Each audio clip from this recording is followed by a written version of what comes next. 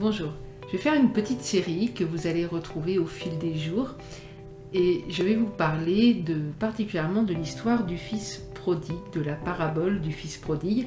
Donc vous la connaissez certainement, ça se trouve dans Luc 15, à partir du verset 11. Et donc c'est l'histoire d'un homme qui avait deux fils.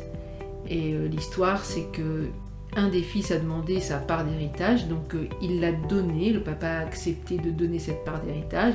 Le fils est parti de la maison et il a dilapidé tout cet argent avec des filles de mauvaise vie, en buvant, enfin en faisant un peu n'importe quoi de son argent. Et bien sûr il avait plein d'amis puisqu'il payait des verres, enfin il faisait la foire. Et puis progressivement tout son argent s'est dilapidé et puis il s'est retrouvé sans le sou. Et il a dû aller chez un fermier garder des cochons pour pouvoir vivre, pour pouvoir subvenir à ses besoins. Et nous, parfois, nous sommes un peu ainsi, n'est-ce pas ? Dieu nous a confié des choses, il nous a donné des choses, et puis on les a dilapidées, on a fait n'importe quoi, on fait marche arrière, on a quitté la maison de notre papa, pour aller nous diriger vers des choses qui vraiment ne correspondaient pas à ce que Dieu avait prévu pour nous et qui nous rendent malheureux. Alors peut-être qu'au début on a l'impression qu'on avait beaucoup d'amis, que tout allait bien, et puis progressivement, quand on a commencé à être dans la peine, dans la misère, ces amis, ils sont partis, plus personne.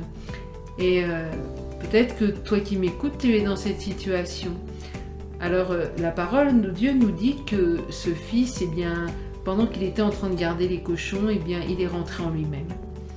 Et aujourd'hui, c'est sur ça que je voudrais m'arrêter. C'est peut-être le temps pour toi qui m'écoute de, aujourd'hui, prendre la décision de rentrer en toi-même. Et de ne pas s'arrêter là. Parce que faire un constat, c'est bien, mais il faut prendre une décision. Et ce fils, il a dit, je me lèverai et j'irai vers mon père. Eh bien, aujourd'hui, voilà ce que je voudrais te dire.